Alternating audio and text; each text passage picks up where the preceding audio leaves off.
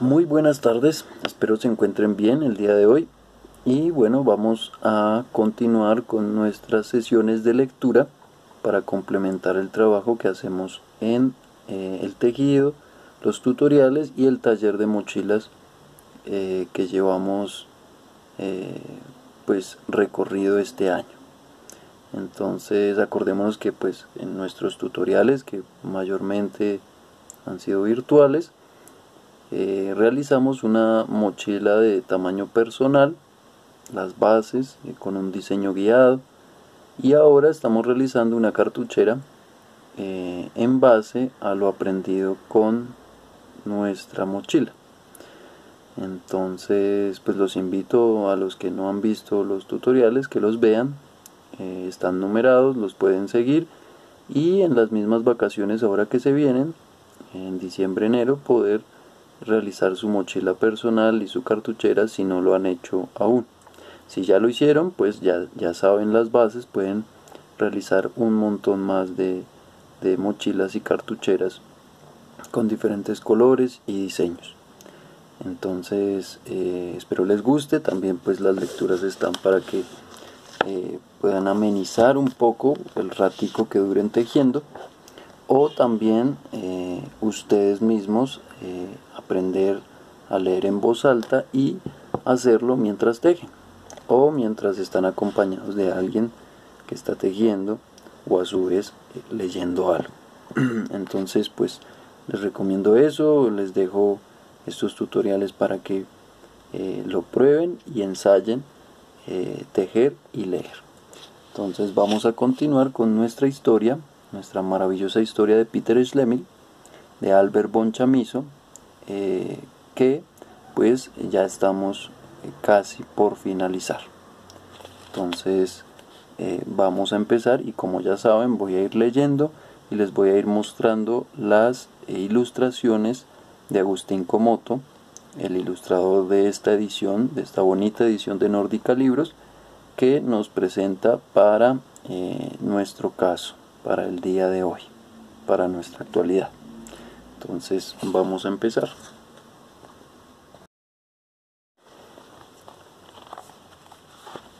Voy a someterme a tu juicio, querido Chamisso, sin intención de influenciarlo.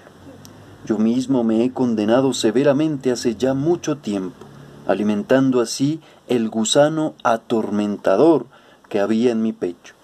Este momento tan severo de mi vida ha pesado siempre sobre mi alma, y sólo con una mirada cavilante, con humillación y arrepentimiento he podido hacerle frente. Querido amigo, quien con ligereza pone un solo pie fuera del camino recto, se ve conducido de inmediato hacia otros senderos que le impulsan cada vez más abajo. En vano verá brillar las estrellas orientadoras en el cielo. No tiene alternativa y solo puede seguir pendiente abajo, irresistiblemente, hasta ofrendarse a sí mismo a Némesis. Tras el apresurado desliz que condujo a mi maldición, el amor me llevó a entrometerme criminalmente en el destino de otro ser. ¿Qué otra cosa me quedaba sino saltar ciegamente allí donde había sembrado la ruina y donde se me pedía inmediato socorro? La última hora había sonado. No me creas tan ruin, querido Albert, y no pienses que cualquier precio exigido me hubiese parecido demasiado alto, ni que hubiese escatimado cualquier cosa en mi poder más que mi oro. No, Albert, pero el caso era que mi alma estaba llena de un odio insuperable hacia aquel enigmático malvado. Puede que haya sido injusto con él, pero su presencia me repugnaba. También aquí, como tantas veces en mi vida y no menos a menudo en la historia del mundo, un accidente ocupó el lugar de un acto. Más tarde me he reconciliado conmigo mismo, pero previamente he aprendido a respetar la necesidad, porque no obedece más a la necesidad un accidente que un acto. Luego he aprendido también a respetar esta necesidad como algo sabiamente providencial, que se manifiesta a través de todo el gran engranaje en el cual nosotros solo intervenimos como ruedas accionantes y accionadas. Lo que debe suceder, sucede, y lo que debió pasar, pasó, pero no al margen de esta providencia, a la que finalmente aprendí a venerar como guía de mi destino y del destino de quienes tuvieron que ver con el mío. No sé si atribuir esto a la tensión de mi alma bajo el peso de tan fuertes impresiones, el agotamiento de mis fuerzas físicas por el ayuno de los últimos días, o la turbación demoledora, en fin, que la cercanía de aquel demonio de gris producía en todo mi ser. Pero lo cierto es que cuando debí afirmar, caí en un profundo desvanecimiento y durante mucho tiempo me hallé como en los brazos de la muerte. Bueno, y aquí yo les muestro el rostro de Peter Schlemihl en el momento en que, acordémonos, él estaba bajo una sábana con este hombre de levita gris, viendo cómo su amada era cortejada por su antiguo sirviente. Entonces este pícaro, aprovechando la ausencia de la sombra de Peter Schlemihl, decide ir a cortejar a Mina y proponerle matrimonio ante sus padres. Todo esto Schlemihl lo ve gracias a la manta que trae este personaje de levita gris que los mantiene invisibles, pero él lo usa precisamente para cohibir y atentar contra las ansias que tiene Schlemihl de poder estar con Mina y así hacerle firmar un papel en donde le entrega su alma a cambio de su sombra. Esta es la expresión que Komoto, ve o crea dependiendo pues de la historia de Bon Chamizo. Eso es lo que este artista pues nos muestra con su expresión y su arte.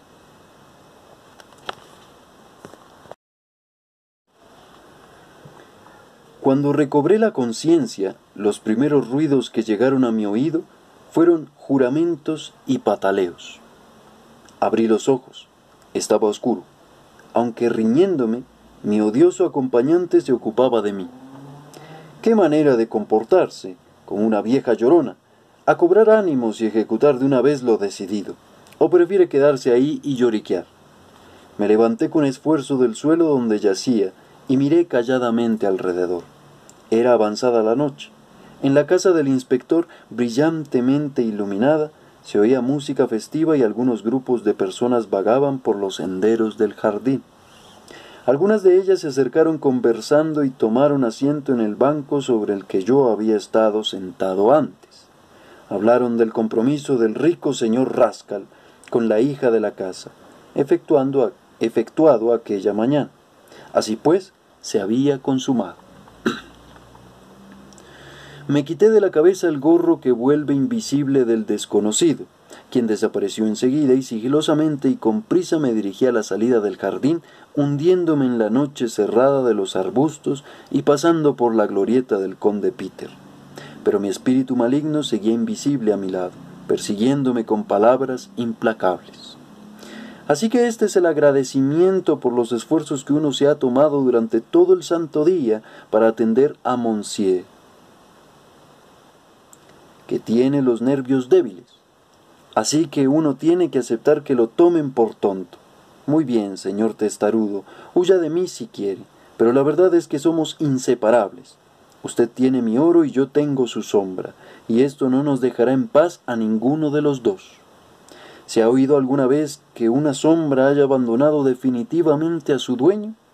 La suya me arrastra detrás de usted y no me dejará tranquilo hasta que usted se avenga a aceptarla.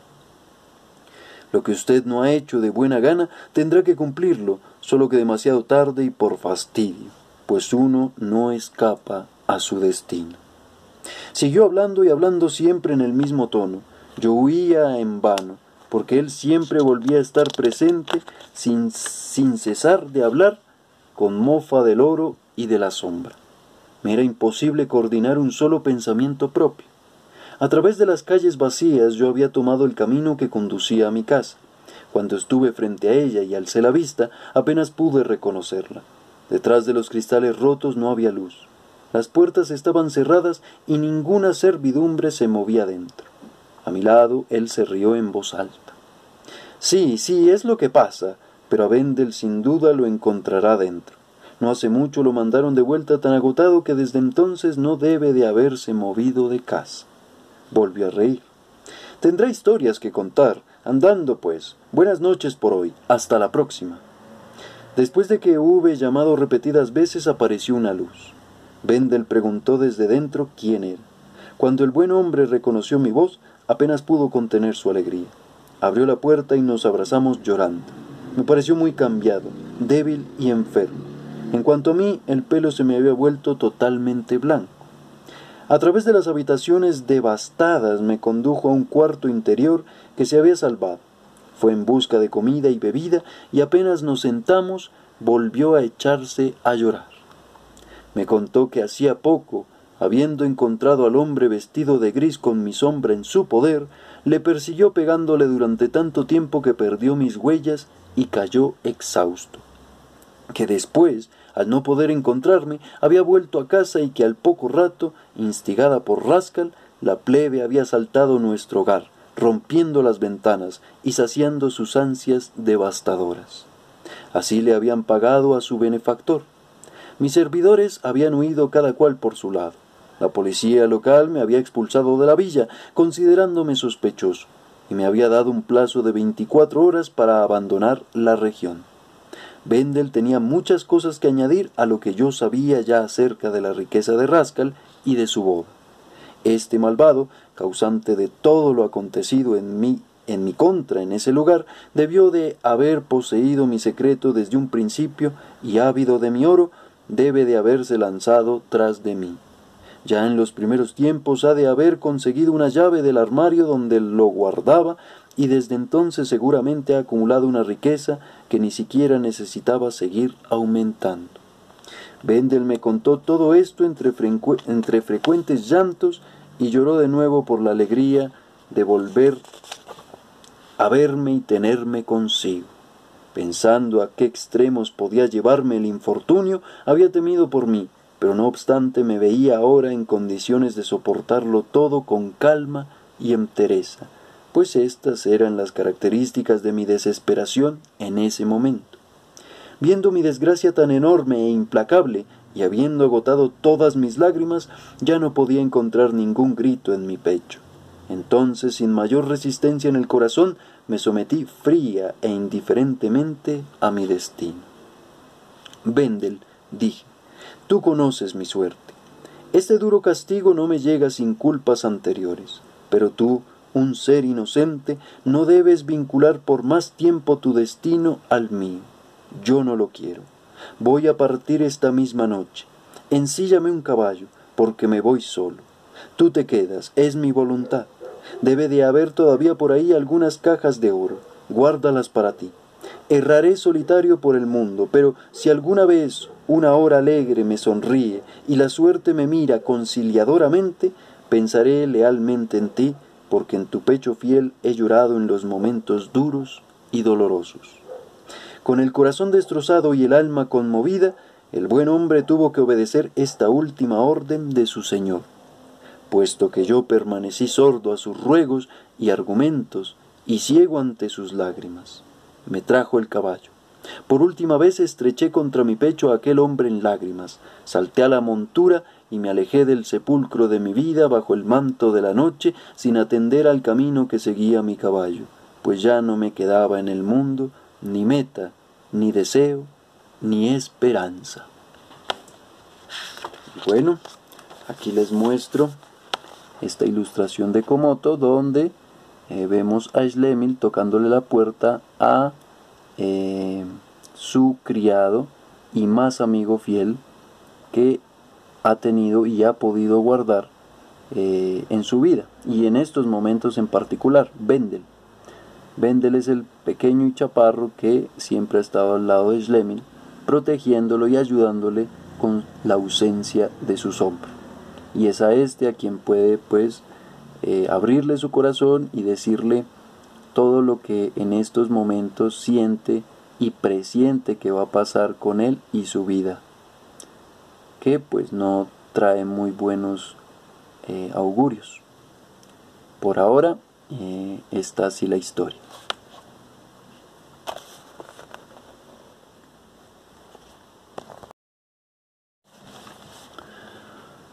Pronto se me unió un caminante, que después de haber marchado un rato al lado de mi caballo, viendo que llevábamos la misma ruta, me pidió permiso para poner sobre la grupa del animal un abrigo que traía consigo.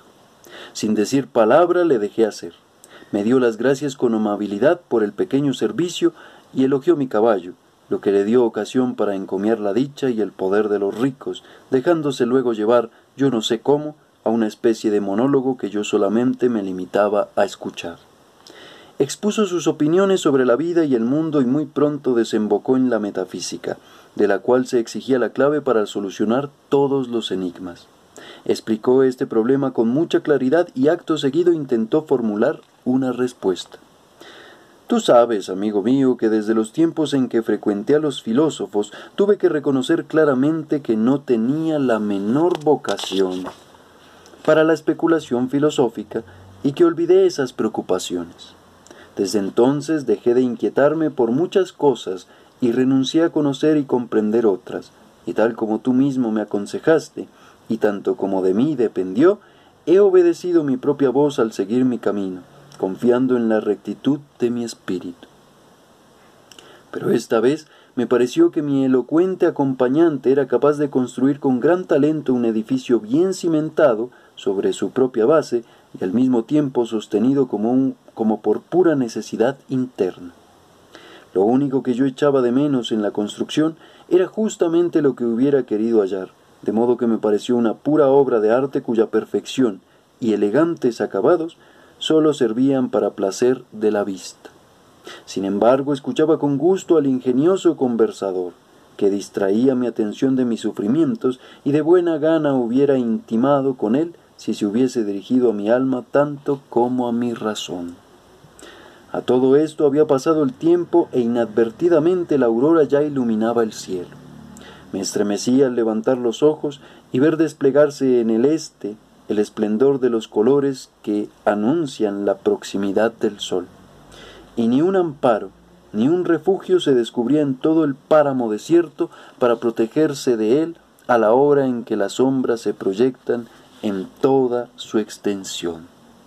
Y yo no iba solo. Eché una mirada a mi acompañante y me sobrecogí de nuevo. No era otro que el hombre de la levita gris. Al observar mi consternación, sonrió y sin dejarme decir palabra, prosiguió. Compartamos por un tiempo nuestras respectivas ventajas como es costumbre en todas partes, que siempre tendremos tiempo para separarnos. Aunque usted no haya pensado en ello, este camino que va bordeando la montaña es el único que razonablemente pudo tomar, porque el valle de abajo le está prohibido y porque menos aún querrá usted volver al otro lado de la montaña, de donde vino un día. Pues bien, resulta que también este es precisamente mi camino, pero veo que se pone pálido ante el sol naciente. Voy a prestarle su sombra por el tiempo que pasemos juntos, a cambio de que usted tolere mi compañía. Y puesto que ya no tiene a Vendel consigo, voy a prestarle mis buenos servicios. Usted no me quiere, lo cual me duele, pero puede utilizarme. El diablo no es tan negro como se le pinta. La verdad es que ayer usted me irritó, pero yo no le guardo rencor. Yo le he acortado el camino hasta aquí. Tendrá que reconocerlo. Aunque sea por una vez, trate de probarse su sombra. El sol había salido y por el camino aparecieron algunas personas marchando hacia nosotros. Entonces no tuve más remedio que aceptar su propuesta, aunque con íntima repugnancia. Sonriendo, él dejó deslizar por el suelo mi sombra, que enseguida ocupó su lugar por encima de la sombra del caballo, y se puso a trotar alegremente a mi lado. Me sentí muy extraño. Pasé junto a un grupo de campesinos, que abrieron paso a un hombre rico y se descubrieron respetuosamente. Yo seguí cabalgando y con el corazón palpitante y la mirada ávida observaba desde lo alto del caballo aquella sombra que habitualmente me había pertenecido y que ahora había tomado prestada de un extraño, más aún de un enemigo. Aquí les muestro de pasada la ilustración de Komoto, de Schlemil, que huye en un caballo, deja su hogar, deja Vendel, deja su ciudad, deja su barrio, etc. Y se va corriendo con el caballo hasta encontrarse con este personaje de la levita gris, que al final se descubre y le dice: soy yo el que ayer te había acogido en el manto invisible y te propuse cambiar la sombra por un saco de monedas. Ahora le está diciendo que le va a prestar su sombra por unos instantes para que se la pruebe y se acomode en ella, pero que lo aguante en su compañía.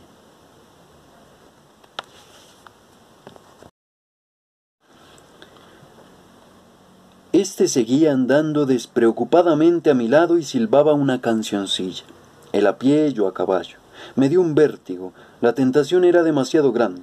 De pronto tiré de las riendas, piqué ambas espuelas y a galope tendido huí por un camino lateral. Pero al cambiar yo de dirección mi sombra no siguió detrás mío. Se desprendió de la sombra del caballo y guardó en el camino a su legítimo propietario. Tuve que retroceder, pues, avergonzado.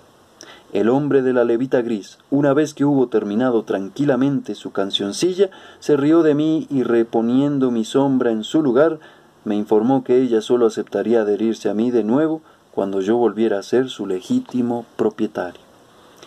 Le tengo preso por la sombra, prosiguió, y usted no puede librarse de mí. Un hombre rico como usted no puede prescindir de una sombra, no puede ser de otro modo. Lo único que puede reprochársele es no haberlo comprendido antes. Seguí mi viaje por la misma ruta. Volví a descubrir todas las comodidades e incluso el lujo de la vida. Podía moverme libre y fácilmente porque tenía una sombra, aunque solo fuera prestada, y en todas partes inspiraba el respeto que se otorga a la riqueza. Pero tenía la muerte en el corazón.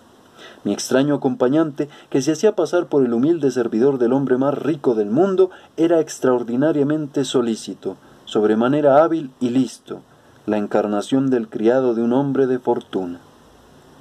Pero no se apartaba de mi lado, ni cesaba de aguijonearme con sus palabras, demostrando siempre la mayor confianza en que yo terminaría por ceder, aunque no fuese más que por librarme de él en lo relativo al negocio de la sombra. Me resultaba insoportable y odioso, y terminé por temerle. Había llegado a depender de él, puesto que me había reintegrado de nuevo en el fastuoso mundo del que yo andaba huyendo, me tenía en su poder. Tenía que soportar su locuacidad y me sentía a punto de ceder a sus peticiones. Un rico necesita tener una sombra en este mundo, de modo que si yo quería mantener la situación que él me había inducido a ostentar, no vislumbraba más que una salida. Pero considerando que había sacrificado mi amor y que la vida no tenía para mí más atracción, yo estaba determinado a no ceder mi alma a ese individuo, aunque fuese a cambio de todas las sombras del mundo. Ignoraba cómo podía terminar todo aquello. Un día estábamos sentados a la boca de una caverna que suelen visitar los extranjeros que viajan por aquella montaña. Se oye desde allí el fragor de algunos torrentes subterráneos que corren a una profundidad incalculable, de modo que las piedras que uno tira parecen no llegar nunca al final de su caída. Tal como hacía con frecuencia, el hombre de gris me pintaba con desbordante imaginación y con el deslumbrador incentivo de los colores más brillantes, nítidas imágenes de lo que yo podría hacer en el mundo gracias a mi bolsa, siempre que volviese a tener la sombra en mi poder. Con los codos apoyados contra la rodilla y la cara escondida entre las manos, yo escuchaba al hipócrita con el corazón vacilante entre la seducción y mi firme voluntad.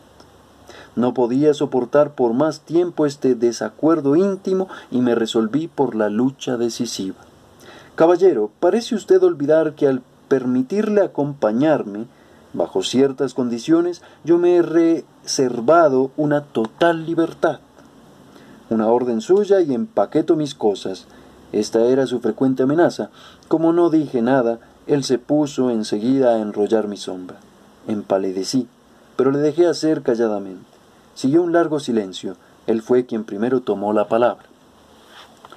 Yo no le caigo bien, señor mío. Usted me odia, lo sé. ¿Pero por qué me odia? quizá por asaltarme en el camino e intentar robarme el nido que vuelve invisible por la fuerza, o por haber tratado de arrebatarme lo que es mío, la sombra que le había prestado confiando en su honradez. Yo, por mi parte, no le odio por eso. Encuentro muy natural que usted trate de aprovechar cualquier ventaja con astucia o fuerza.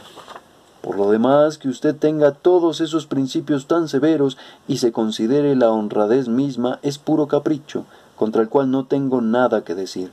Yo por mi parte no pienso tan austeramente como usted. Me limito a actuar de la misma manera en que usted piensa.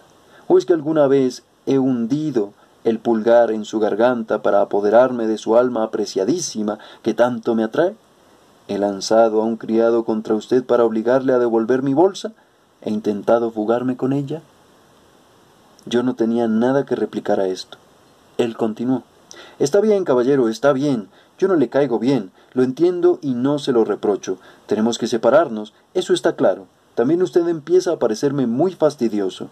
Así que, para verse finalmente libre de mi ignominiosa presencia, de nuevo le aconsejo, rescate usted a la sombra. Bueno, y aquí les muestro el rostro en primer plano de este personaje de la levita gris que Agustín Comoto nos ilustra en esta edición. Ustedes pueden ver la expresión en tinta roja de esta faz y de este rostro fantasmagórico y diabólico que trata la historia de Peter Schlemihl.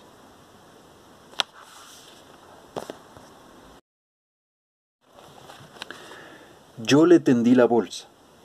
«Por este precio, no», suspiré profundamente y respondí.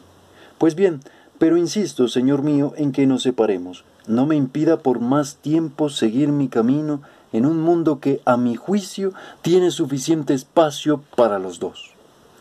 Él repuso sonriente. «Ya me voy, caballero, pero antes quiero instruirle sobre cómo puede llamarme en caso de que alguna vez quisiera pedir algo a su más humilde servidor. Solo tendrá que agitar su bolsa de manera que tintineen dentro de ella las eternas monedas. Ese sonido me atraerá inmediatamente. En este mundo cada cual piensa en su propio provecho, pero ya ve usted que yo he pensado también en el suyo, pues evidentemente estoy revelándole un poder nuevo. Oh, esta bolsa, aun si las polillas hubieran comido ya su sombra, ella seguirá siendo un fuerte lazo entre nosotros. Usted me tiene sujeto por mi oro, disponga también de este servidor desde la distancia. Usted sabe que sé mostrarme muy servicial con mis amigos y que los ricos se llevan especialmente bien conmigo. Usted mismo lo ha visto. Pero que esto quede claro, señor mío, su sombra solo volverá a usted bajo una condición.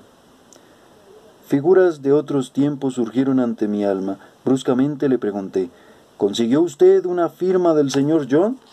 Él sonrió. Tratándose de tan buen amigo, no fue necesario. ¿Dónde está? Quiero saberlo, por Dios.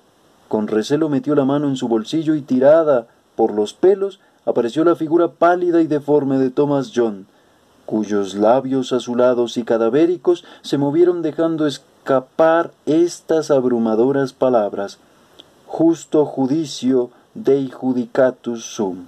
«Justo judicio Dei condemnatus sum». Por el justo juicio de Dios estoy sentenciado, por el justo juicio de Dios estoy condenado. Sobresaltado, tiré rápidamente la bolsa tintineante al abismo y le dirigí estas últimas palabras: «En el nombre de Dios te exorcizo, abominable, aléjate de aquí y no vuelvas a aparecer jamás ante mis ojos». Se levantó y con una expresión torva desapareció al instante tras las rocas que rodeaban aquel lugar de salvaje vegetación. Y bueno, aquí les muestro la última ilustración de esta noche de Agustín Comoto, donde vemos esta figura de levita gris, como le muestra a Schlemihl el alma, pues prácticamente ya in extremis de Thomas John, el personaje del principio que Schlemil fue a visitar en busca de trabajo, pero que también fue ahí donde conoció a este personaje de la levita gris, que le cambió su sombra por esa bolsa, la bolsa de las monedas que está acá, y que Schlemil decide tirar al abismo en ese mismo instante. Bueno, espero les haya gustado la sesión de hoy. Llegamos ya a un punto muy interesante porque es el final de este libro, de la maravillosa historia de Peter Schlemil, que espero que en la última sesión terminemos y nos gocemos el haber al menos escuchado esta historia, y si no, ustedes haberla encontrado en alguna librería, en alguna biblioteca o en el mismo internet, y haberla gozado pues en su propia lectura.